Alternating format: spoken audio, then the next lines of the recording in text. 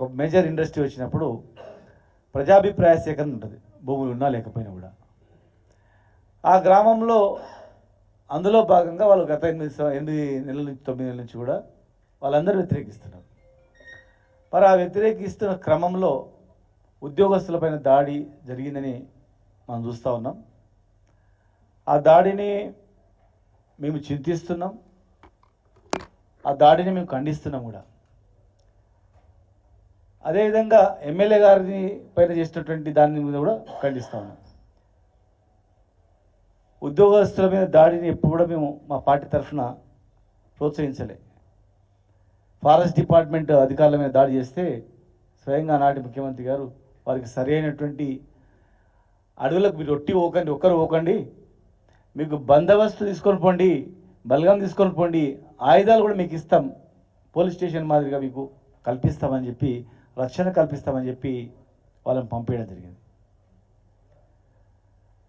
ఒక ఇరిగేషన్ అధికారులను 2015లో 16లో కొంతమంది నాయకులు దాడి చేసినప్పుడు కూడా స్వయంగా మేమే ఒక 200 కార్లతో ఇరిగేషన్ ఆఫీస్ నుంచి ర్యాలీ పంపినాం.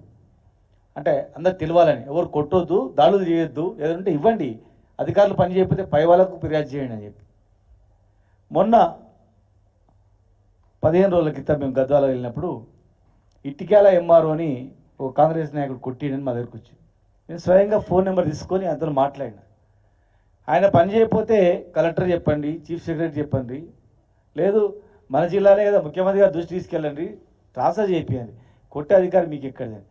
కాబట్టి ఇక్కడ ఏమైందంటే ఇదే విషయం కూడా వాళ్ళని అడగడం జరిగింది. పోయిన విలేకరులు కూడా అడిగారంటే, సార్ మాకేం తెలియదు, చదువు రాదు మాకు, మరి మా భూములు పోతున్నాయి, మా బతుకుదేరు ఎట్లా, మేము ఎట్లా బతకాలా అనే దాంతోనే కోపం మీద, అనుకోకుండా కోపం మీద చేసింది తప్ప అని చెప్పడం. ఏదేమైనా కూడా ఈ దాడిని మా పార్టీ తరఫున కానీ మేము కానీ ఎప్పుడు కూడా ప్రోత్సహించలేదు, దాన్ని ప్రోత్సహించాము, ఖండిస్తున్నాం. ఖచ్చితంగా కూడా ప్రభుత్వం కూడా ఒక పార్టీ చేసిందని చెప్పి ప్రచారం చేయొద్దు. ఉద్యోగస్తులు కూడా గమనించాలి. ఆ గ్రామంలో విఆర్ఏ ఉంటాడు, పంచాయత్ సెక్రటరీ ఉంటాడు, ప్రతి తాండాలో కూడా దాదాపు 10 మంది ఉద్యోగులు ఉంటారు.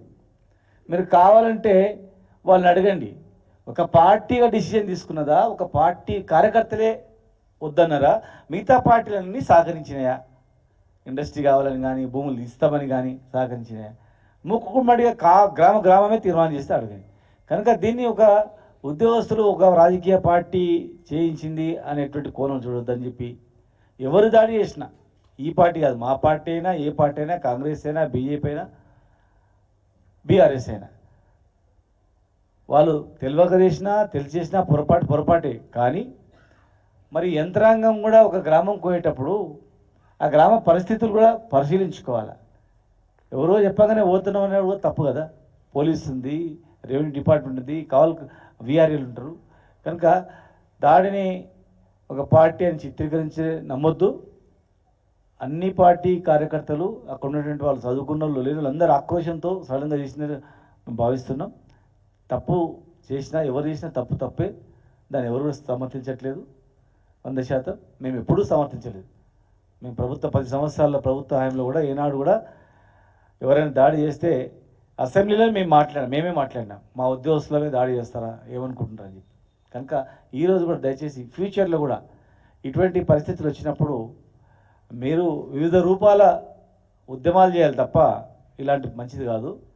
తెలంగాణ రాష్ట్రం ఏ రకంగా సాధించుకున్నామో, తెలంగాణ రాష్ట్ర సాధనలో ఏ రకమైనటువంటి పద్ధతులు అవలంబించినామో ఆ పద్ధతుల ద్వారా మరి ఏదైనా ప్రజా వ్యతిరేకంగా ఒక ఇండస్ట్రీ వచ్చినా, ప్రాజెక్ట్ వచ్చినా, ఇంకేది వచ్చినా కూడా ఆ పద్ధతుల ద్వారా పోవాలి తప్ప మరి ఈ రకంగా తొందర పడొద్దని చెప్పి కూడా మేము తెలియజేస్తాను. Just conclude.